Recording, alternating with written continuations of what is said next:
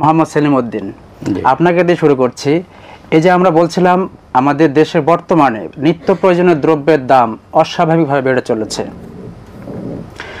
সরকার পদক্ষেপ নেওয়ার কথা বলছেন, কিন্তু আশানুরূপ কোনো ফল পাওয়া যাচ্ছে না।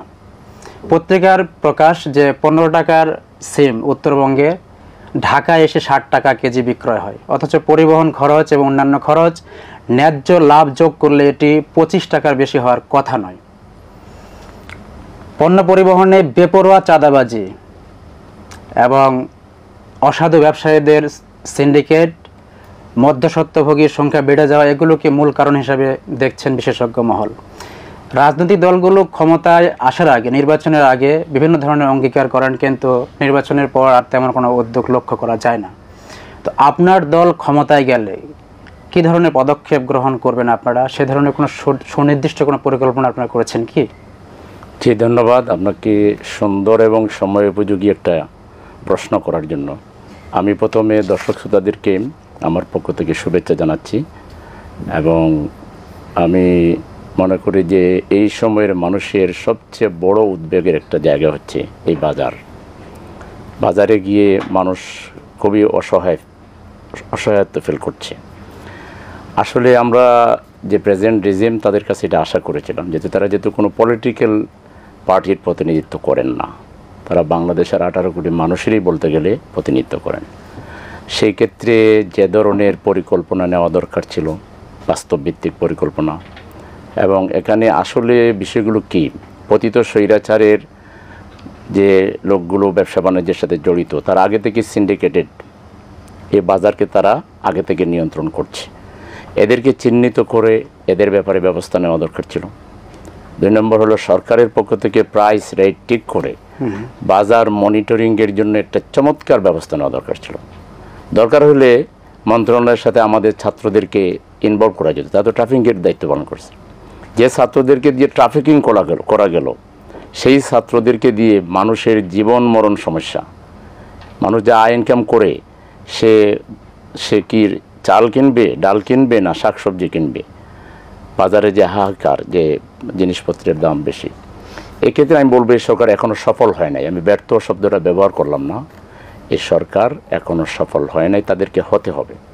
আচ্ছা, তারা যদি 2-4টা ভালো কাজ করে যান, তার মধ্যে এটা একটা করতে হবে যে জিনিসপত্রের দাম সহনীয় পর্যায়ে আনতে হবে, টেন্ডারবাজি বন্ধ করতে হবে, বাজার সিন্ডিকেট বন্ধ করতে হবে, চাঁদাবাজি বন্ধ করতে হবে। চাঁদাবাজ, টেন্ডারবাজ এবং এই সিন্ডিকেট যারা করছে, এদেরকে সরকার চোখ বন্ধ, জিরো টলারেন্স দেখাতে হবে। এই কথা আমরা বলছিলাম যে আপনি বলছেন যে জামাত ক্ষমতায় আসলে কি করবে। জি, আমরা ক্ষমতায় আসলে আমরা এই কাজগুলো অক্ষরে অক্ষরে করার চেষ্টা করব। প্রথমত আমরা চিহ্নিত করব যে সমস্যার মূলে কারা, তাদেরকে ডেকে এনে আমরা বোঝাবো, তাদেরকে আমরা প্রয়োজনে সময় দিয়ে দেব। এর মধ্যে যদি তারা ভালো না হয়, তাহলে আমাদের হোম মিনিস্ট্রি তাদের ব্যাপারে যে ধরনের পদক্ষেপ নেওয়া দরকার সেটা জনসমক্ষে আমরা দেখিয়ে দেব। কোনো মার্সি করা হবে না। মানুষের জীবন নিয়ে যারা সিনেমিনি খেলা খেলে, তাদের প্রতি কোনো মার্সি দেখানো হবে না। চাঁদাবাজদের বিষয়ে আপনি কথা বলছেন, কিন্তু আরেকটা বিষয় আছে যে মধ্যস্বত্বভোগীর সংখ্যা বেড়ে যাচ্ছে। একটা পণ্য হাত বদল হয়ে কয়েকজনের কাছে যাওয়ার পরে ভোক্তার কাছে আসে। এই যে বারবার পণ্য হাত বদল হওয়ার কারণে কিন্তু দামটা বেড়ে যায়, সঙ্গত কারণে লাভে বিক্রয় করে। এই যে কৃষক পর্যায় থেকে আপনার ভোক্তার কাছে পৌঁছানোর ক্ষেত্রে মধ্যস্বত্বভোগীর সংখ্যা কমানোর একটা বিষয় রয়েছে। এই বিষয়গুলো পুরো বিষয়টাকে একসাথেই প্ল্যান করতে হবে। আচ্ছা, পুরো বিষয়টা একসাথে প্ল্যান করে যাতে রাস্তায় কোনো চাঁদাবাজি না হয়, এবং এখানে যাতে মুনাফার জন্য ব্যবসায়ীরা যেন অতিমাত্রায় লোভী না হয়। এবং বাজারে একটা অসাধু ব্যবসায়ীদের একটা সিন্ডিকেশন আছে, তারা কৃত্রিম সংকট তৈরি করে।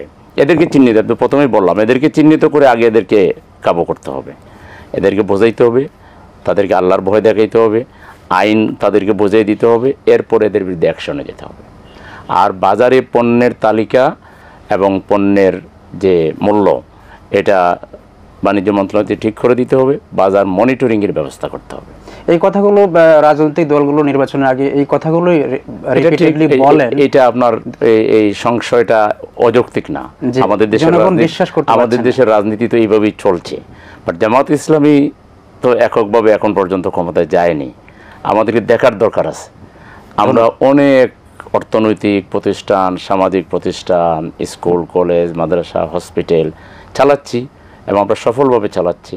আমার ধারণা এটা আমরাই পারবো। আপনি প্রস্তাব রয়েছে এরকম যে আমরা আলোচনা করছিলাম যে দ্রব্যমূল্য অস্বাভাবিকভাবে বৃদ্ধি পেয়েছে, এর কারণ হিসেবে চাঁদাবাজির বিষয়টা, পণ্য পরিবহনের ক্ষেত্রে জায়গায় জায়গায় চাঁদাবাজির প্রবণতাটা এটা কোনোভাবেই রোধ করা যাচ্ছে না, বিগত সময়গুলোতে যায় না, এবং অনেকে বলছেন এটা স্বাভাবিক প্রক্রিয়ায় সম্ভব নয়। যদি এদেরকে একটা সিস্টেমের আওতায় নিয়ে আসা যায়, এদেরকে ট্যাক্স কালেক্টর হিসেবে নিয়োগ দেওয়া যায় এবং সরকার কর্তৃক এ ধরনের পণ্যের উপর একটা ট্যাক্স আরোপ করা যায় সীমিত পরিমাণে, এবং এটাকে যদি ইলেকট্রনিক পেমেন্ট সিস্টেমের আওতায় বারকোডযুক্ত রসিদের মাধ্যমে এই ট্যাক্সটা আদায় করা হয়, তাহলে সরকারের ট্যাক্স রাজস্ব আদায় হলো এবং তাদেরকে কর্মসংস্থানও করা হলো। এভাবে তাদেরকে যদি পুনর্বাসন করা যায় তাহলে হয়তো বা এই চাঁদাবাজির প্রবণতা কমে যাবে এবং এই পণ্যের মূল্য, অস্বাভাবিক যে মূল্য, এটাও কমে আসবে। তো এই বিষয়ে আপনি আসলে কি মনে করেন, এটা করা যেতে পারে কিনা? না, এই চাঁদাবাজদেরকে এখানে কোনো অ্যাওয়ার্ড দেওয়ার দরকার নাই যে তারা চাঁদাবাজি যদি করে তাদেরকে একটা, এরা তো আরো খুশি হবে। এবং এরা তো নিজেরা করার না, এই যে চাঁদার টাকাগুলো পুলিশ পায় এবং রাজনৈতিক নেতা মাস্তান যারা, সেক্ষেত্রে আপনার একটা প্রস্তাব, একটার সাথে আমি একমত, সেটা হলো যে যারা এই যে একটা সঠিকভাবে তাদেরকে কাজে না লাগানোর কারণে, কর্মসংস্থানের অভাবের কারণে, বা যে কোনোভাবে পলিটিক্যালি ডিমোটিভেটেড হওয়ার কারণে, যেভাবে হোক, যে ইয়াং বা যারাই এখানে জড়িত আছে, এদেরকে চিহ্নিত করে যদি প্রথমত চিহ্নিত করতে হবে, আইডেন্টিফাই করতে হবে তারা এখানে জড়িত, কারা এদের সাথে জড়িত আছে। এই লোকগুলোকে চিহ্নিত করে যদি এদের জন্য আমরা আলাদাভাবে প্রথমে তাদেরকে মোটিভেশন চালাইতে হবে যে এই জাতীয় কাজ যে সঠিক না, আচ্ছা, তাদের আগে নৈতিক মূল্যবোধ জাগ্রত করতে হবে, নাহলে ওদেরকে যেখানে দিবেন ওখানেই কাজ করবে। সেই জন্য এদেরকে যদি চিহ্নিত করে তাদের কর্মসংস্থানের জন্য আলাদা কোনো অ্যারেঞ্জমেন্ট করা হয়, ইট ইজ কোয়াইট পসিবল। আমরা যদি তাদেরকে কিছু কর্জে হাসানা দেই যে তোমরা এটা নিয়ে ফল বিক্রি করো, তোমরা এটা নিয়ে একটা ছোট দোকান করো, তোমরা এভাবে তাদেরকে কিছু কাজ আমরা হাতে তুলে দেই, তারা এবং স্বাধীনভাবে করবে, স্বাধীনভাবে করতে হবে, রাজনীতি করতে চাইলে করবে, তাকে আমরা একটা সুযোগ করে দেওয়া উচিত, এটা আমি একমত। কিন্তু আপনি পার্টিকুলার যেটা বলছেন ওইটাই করতে হবে, নট নেসেসারি। এর বিপরীতে যে প্রক্রিয়াটা চলমান আছে, এটা প্রশাসনকে যদি কঠোরভাবে প্রশাসন হস্তক্ষেপ করে তাহলে এটা অবশ্যই, এটা প্রশাসন সহ এখানে কয়েকটা এলিমেন্টস জড়িত। একটা পুলিশের কথা বলছেন, পুলিশের একটা বিরাট সংখ্যক লোক হয়তো বা কিছু বাদ দিলে, তারপরে আছে হলো এখানে রাজনৈতিক দলের ক্যাডার যারা আছে, তারা এগুলো করে, দলীয় নেতাদেরকে ব্যবহার করে। নেতারা বলে যে আমরা জানি না, মন্ত্রী হবো, কিন্তু আসলে সে যখন বিপদে পড়ে ওই নেতাই ফোন করে পুলিশকে, বলে এ আমার দলীয় কর্মীরা ধরছে কেন, পরোক্ষভাবে স্যার দর্শিত হলো চাঁদাবাজির জন্য, যেন না এটা চাঁদাবাজি করার কথা না, ছেড়ে দাও। ফলে পরোক্ষভাবে দলীয় নেতাদের ইনভলভমেন্টের ভিত্তিতে কিন্তু এগুলো ঘটে। রাজনৈতিক দলকে সিদ্ধান্ত নিতে হবে, চাঁদাবাজি করে দল করার চাইতে, কর্মী পোষার চাইতে আমার চাইতে ভিক্ষা করাটা ভালো। দরকার কি চাঁদাবাজি, ভিক্ষা করলে তো স্বাধীন হলো, একজনের কাছে চাইলে দিলে দিল, না দিলে না দিল, চাঁদাবাজি কেন করবে? রাজনৈতিক দল এদেশে যদি আর কেউ চাঁদাবাজির সাথে ইনভলভ হতে চায়, আমি তাদেরকে পরামর্শ দিব যে তারা বরং ভালোভাবে রাজনীতি ছেড়ে দিয়ে ভালো মানুষকে আসার সুযোগ করে দেখ। তাহলে যেটা বলছেন যে এই ধরনের যে একটা প্রস্তাব আসছে, অনেকে বলছেন না, আমি এটার বিকল্প হিসেবে এটা ভালোভাবে ভেবে চিন্তে মত দিতে হবে। এটা আসলে একটা লোক অসৎ কাজের সাথে জড়িত, অন্যায়ের সাথে জড়িত, তাকে ডেকে হুট করে যদি আমরা একটা কাজের সাথে ইনভলভ করি, তাহলে এটা কতটুকু সাকসেসফুল হবে এটা একটু প্ল্যানের আন্ডারে আনতে হবে। তারা যারা বলছেন যদিও এটা কোনো বাইরের কান্ট্রিতে এ ধরনের নিত্য প্রয়োজন দ্রব্যের উপর আলাদাভাবে ট্যাক্স আরোপের বিধান নেই, কিন্তু সীমিত পর্যায়ে করলে তাদেরই একটা কর্মসংস্থান হলো, এখান থেকে আয় দিয়েই তাদেরকে যারা প্রস্তাব দিয়েছেন তাদের উচিত হলো এটার উপরে কিছুটা ওয়ার্কশপ আয়োজন করা, কিছুটা সেমিনার আয়োজন করা, জনমত নেওয়া, এটাকে যারা অংশীজন, যারা মূল ভোগান্তিতে আছে জনগণ, তাদের মতামত না নিয়ে হঠাৎ করে একটা কাজ করতে গেলে এটা আরো হিতে বিপরীত হইতে পারে। করতে হইলেও এটা যথেষ্ট আলাপ আলোচনা করে বিভিন্ন রাজনৈতিক দল, যারা সমাজের সচেতন সুশীল সমাজ আছেন কিংবা ব্যবসায়ী যারা আছেন, সকল মত পথের লোকদের সাথে একটা আলাপ আলোচনা করে এটা যদি সুন্দর হয়, এরকম কোনো ভালো জিনিস বের হয়, তাহলে সেটা করা যেতে পারে। এর চেয়ে ভালো কিছু করা যায় কিনা সেটাও তো মত আসতে পারে। ধন্যবাদ আপনাকে।